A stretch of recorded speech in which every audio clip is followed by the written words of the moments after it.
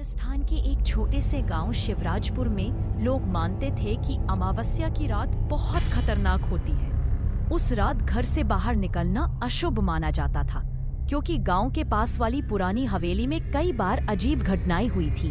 अब से उसकी आत्मा हर अमावस्या को बाहर निकलती और बदला लेती। वो रात भी अमावस्या की थी। आकाश में चांद का नामो निशान नहीं, चारों तरफ सन्नाटा, बस कुत्तों की भौंकने की आवाजें। गांव के कुछ लड़के रघु, मोहन, बबली और सोहन जिद कर बैठे कि आज हवेली जाकर देखेंगे कि सच में वहां भूत है या सिर्फ अफवाह। बुजुर्गों ने रोका, बेवकूफो, आज अमावस्या है। उस रात हवेली की तरफ कोई नहीं जाता। अगर गए तो वापस नहीं आओगे। लेकिन लड़कों ने हंसते हुए कहा, दादाजी, ये सब आपकी पीढ़ी के डर हैं। अब भूत प्रेत कहाँ होते हैं?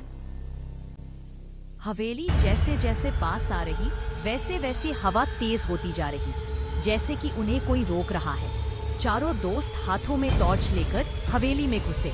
टूटी हुई दीवारें, जाले से भरे कमरे और धूल भरी हवा, सब कुछ डरावना था। अचानक हवा तेज चलने लगी और दरवाजा अपने आप धड़ाम से बंद हो गया। तभी हवेली के बीचों बीच रखे पुराने कुर्सी हिलने लगी, जैसे कि उस पर कोई बैठा है। एक काली परछाई दिखी, औरत जैसी आकृति थी, आंखें अंगारे जैसी लाल। कालिका की परछाई धीरे धीरे आगे बढ़ी। उस परछाई की आवाज गूंजी। इतना सुनते ही अचानक बबली के गले में अदृश्य हाथ कस गए।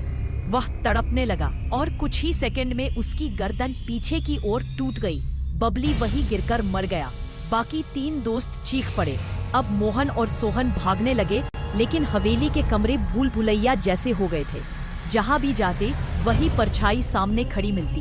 दीवारों से खून टपकने लगा, खिड़कियों से औरतों के रोने की आवाजें आने लगी। रघु ने हिम्मत कर एक पुरानी किताब उठाई, जिस पर लिखा था तंत्र विद्या अमरत्व की कुंजी। उस किताब से उसे पता चला कि कालिका की आत्मा को रोकने का बस एक ही तरीका है, उसके जलाए गए अस्थियों पर गंगा जल छिड़कना। रघु और मोहन ने मिलकर हवेली के तहखाने में वो हड्डियां ढूंढ ली, लेकिन तभी कालिका चीखते हुए सामने आ गई। वह सोहन पर झपटी और सोहन का शरीर दीवार से टकराकर फट गया। खून हर तरफ बिखर गया। अब रघु ने कांपते हाथों से गंगा जल छिड़क दिया। अचानक जमीन हिलने लगी। धीरे धीरे उसकी परछाई आग में जलकर राख बन गई। हवेली हिलने लगी और दरवाजे अपने आप खुल गए। धीरे धीरे उसकी परछाई आग में जलकर राख बन गई।